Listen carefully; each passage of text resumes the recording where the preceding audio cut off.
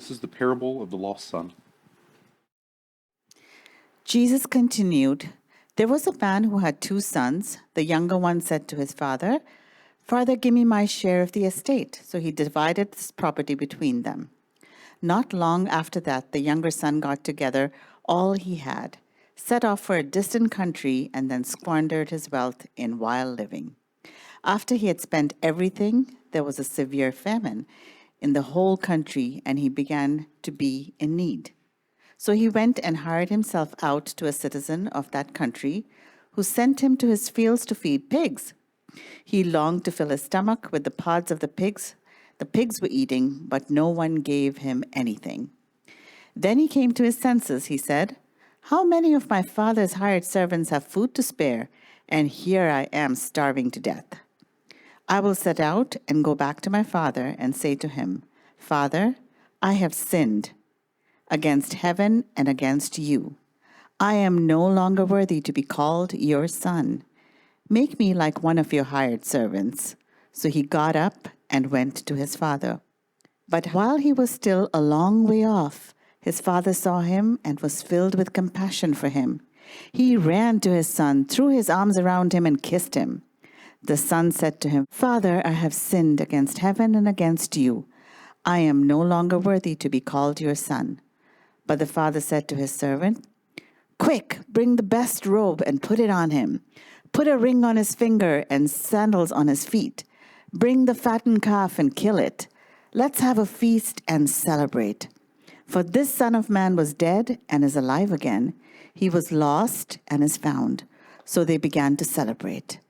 While the older son was in the field, when he came near the house, he heard music and dancing. So he called one of his servants and asked him, 'What's going on?' 'Your brother has come,' he replied, 'and your father has killed the fattened calf because he has him back safe and sound.' The older brother became very angry and refused to go in. So his father went out and pleaded with him. But he answered to his father, 'Look, all these years I've been slaving for you and never disobeyed your orders. Yet you never gave me even a young goat so I could celebrate with my friends. But when this son of yours has squandered all your property with prostitutes and comes back home, you killed the fattened calf for him?' 'My son,' the father said, 'you are always with me, and everything I have is yours. But we have to celebrate and be glad because this brother of yours was dead and is alive again. He was lost and is found.' May God bless the reading of his holy word. Amen. Thank you. So the last few weeks we've been looking at the parables of Jesus, and we've been doing that while also discerning and reflecting on what God might be calling us to do and to be in this year to come. And I've mentioned this before, but the parables are short stories that Jesus told that would often illuminate in the reader some thought or idea about God, about the kingdom of God, about Jesus, or some other faith thing that's going on. And the beautiful thing about the parables is that they are often open to interpretation, as in there is no concrete black and white interpretation, though some preachers might try to tell you that that's the case. And the same can be said for our discernment. There are many directions that we could go as a congregation. And so traditionally, this is a parable that is often seen and discussed as a story about God's love and forgiveness. That's like the primary interpretation. And I think it's an apt one. I think it's an absolutely good one. But today, what I want to look at is something that is a part of love and forgiveness. But I want us to think about this one word in particular, and that word is separation. I want to talk about separation. Now, in the story, there's a couple of things that happen that speak to separation, right? We have the younger son who takes his money and runs, right? Steve Miller Band style. Just takes the money and run. But there's also another separation that happens between the father and the oldest son. Because I don't know if you guys noticed, it doesn't appear that he was invited to the party.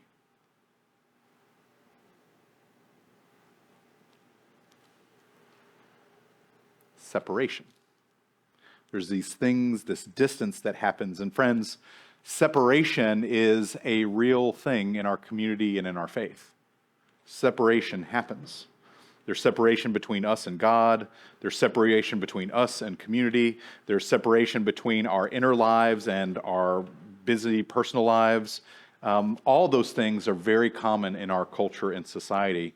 And that separation happens for any number of reasons. It could be of our own doing. It could be because of how society or culture, looks at us, because of who we are. Any number of different things. And it's interesting because with the son, the youngest son, we see a separation because of some squandering that he does. And, it's really interesting to look at that because oftentimes when we're looking at the parables, especially this one in particular, we're really thinking a lot about the judgment on both brothers.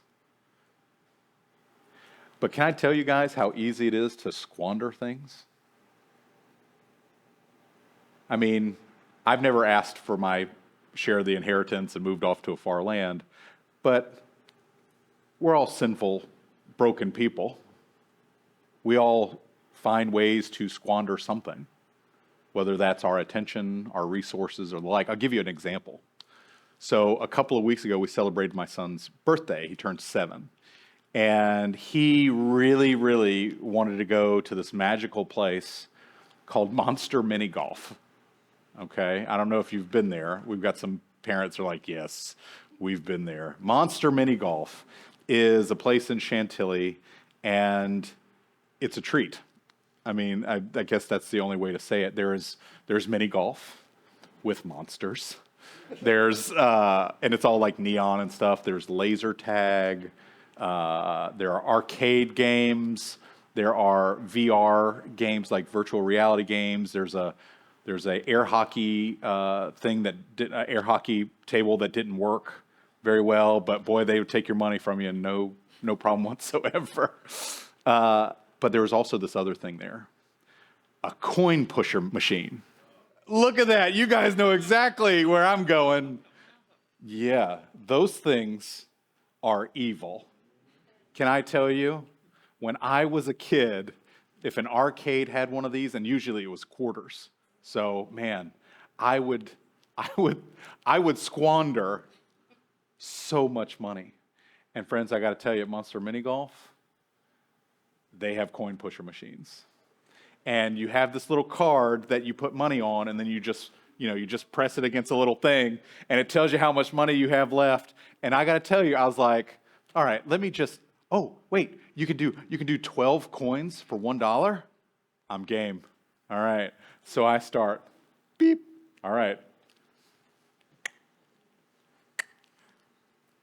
And I think I got to, and then you don't get coins, you get tokens that go on your card. Convenient, right? And so I'm like, oh, this is cool. And I'm like doing it with Mac, and it's great. And then we go off and do something else. We go play mini golf or things like that. And then we come back, and I'm like, we get tokens. I'm going to get tokens for Mac and Stella so they can get stuff. And friends, let me just say this. I didn't spend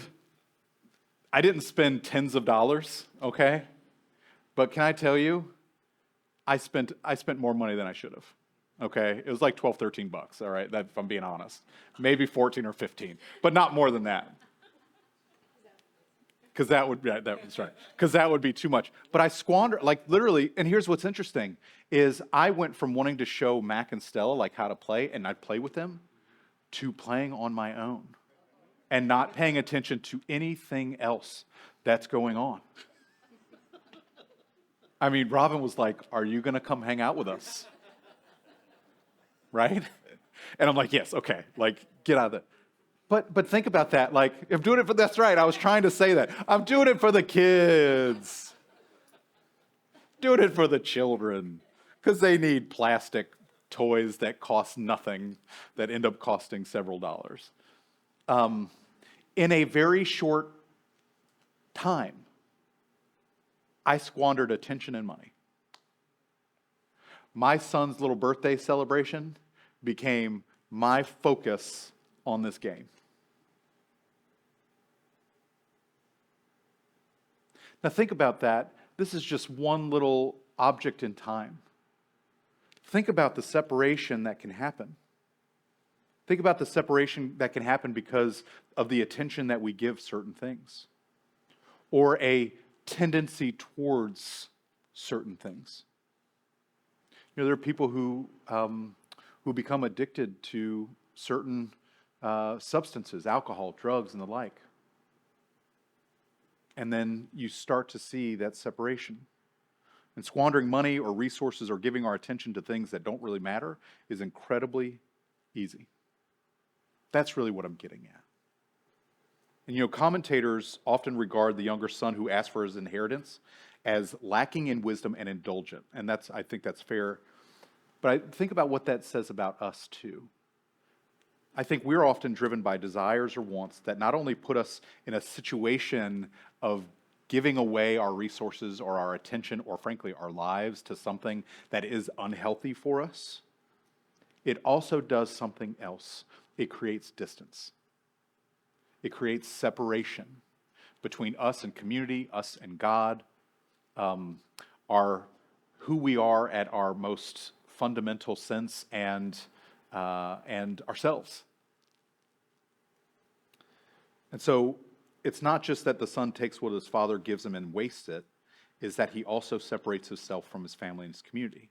And here's what's interesting. When a famine hits that land where he is, that he's already lost all of his money, think about this. No one helped him. It doesn't say then a famine hit the land and they rallied around this young man to make sure he had a place to sleep and something to eat. He had to go spend time with pigs. There was no one there to help him. Absent, completely absent of community. Separation. And when I think about our own community, I think about how many people there are who feel distant or separate from their neighbors. There are people in our community that look at church or they look at school or some other institution or activity, and all they see is how hard it's going to be for them to be a part of it, or how they don't think they could ever belong. But the truth is, friends, we are wired for belonging. We are wired to be together for the vulnerable, in-your-face, messy community that is church. We are wired for it. And when someone feels far away or separated, finds community or healing, friends, it is worthy of separation. Think about why the Father was so extravagant in his generosity and his welcome to his Son. That which has been separated has been brought back together.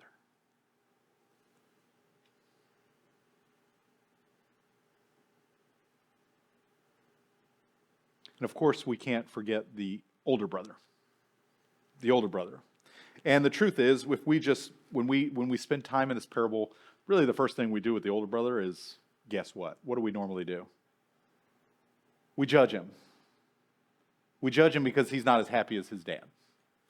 But I have to tell you, we judge his anger, but if we really look at him for a moment, he's out in the fields working, and he hears a big party happening, and it appears that his father totally forgot about him. And it says he's angry. He's angry. He feels like he's getting the raw side of the deal. He's been faithful. He's worked hard. He's not gotten out of line. Why can't he be celebrated as well? Frankly, friends, I think his indignation at the whole thing is completely and utterly and totally warranted. But it also says that the father goes out to him just like he went out to the younger son. He reaches out to him and pleads and he begs. He reminds him that he is a critical part of that family, of that community, by saying, all that I have is yours. He does say that. He says, all that I have is yours. You have been with me, all that I have is yours. And that in the younger son returning, what has been lost has been found. But notice this. What the father does in both instances is really similar. He goes out to them to invite them back into community. He goes out to them and says, come be a part. Now, we don't know what the older son's response was. We do know that he loved his father enough, or at least wanted his inheritance enough, to want to stay. His father offers him a place at the table, or at minimum reminds him that he has a place at the table.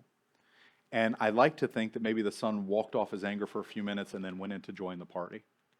That's my hope. Or at least I hope that's what happened. But part of me knows, and I think part of you all will likely know as well, that this relationship and this journey is at best unfinished. It's at best unfinished. There is something still wrong here. And that gets us to where we are in our own lives, but as who we are as a community. Because of the work of the church, the work of loving community, and the work of faith is both hard and unfinished. But our steps towards these things, all of our steps towards community, towards faith, towards the church, they all start at welcome. Welcome is the first step towards closing that distance, eliminating the separation that we have between ourselves and our God, between ourselves and our neighbor. In order, friends, in order for someone to hop over the barrier that keeps them from community, they need to be welcomed. In order for someone to leave their wanton desires and the places where they squander who they are and what they have, they need to be welcomed. For those that feel far away from God or feel like life is just too hard, they need to be welcomed. And friends, there is no place on earth that should be more welcoming than God's table. To God's celebration, the kingdom of God. And one of the reasons I asked you all to consider the feeling of welcome as part of our practice today is because feeling like you are welcome and like you belong are expressions of God's kingdom on earth. It is a feeling of warmth, of value, of belonging that each of us not only want, but need. And I have to say, friends, in our society and culture as it is not easy to find belonging anywhere unless, of course, you're paying top dollar for it.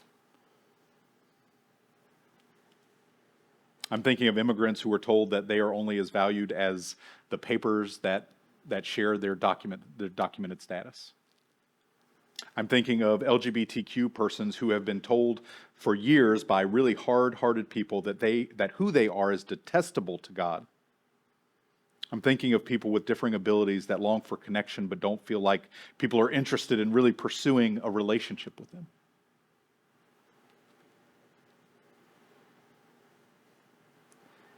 And the ways that we kind of bring these all things together is asking ourselves a question. And it's a simple question. And that is, who do you think is at God's table? Who do you think is at God's table? Is it just people that look, believe, and act a certain way?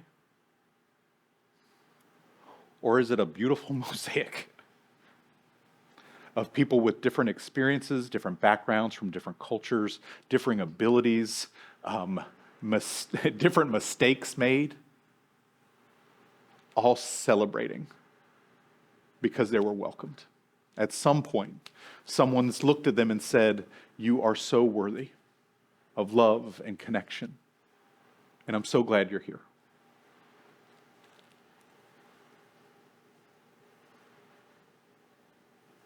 I think our work as a congregation, the work of our lives, frankly, is not only to experience God's kingdom here and now, but for us to share that with everyone we meet. Oftentimes we talk about the parable as the Father being God. But it's open to interpretation. What if the church is like the Father?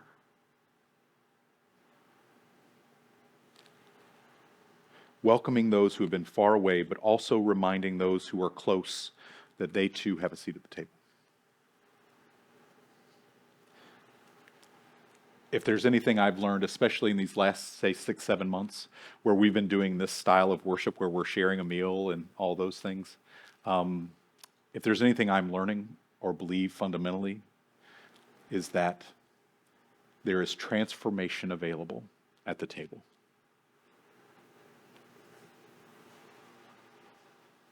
There is transformation available at the table.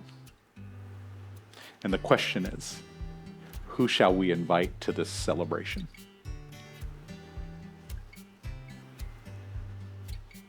And a little hint, it should be everyone. Because what does God's table look like? It looks like a little bit of everybody.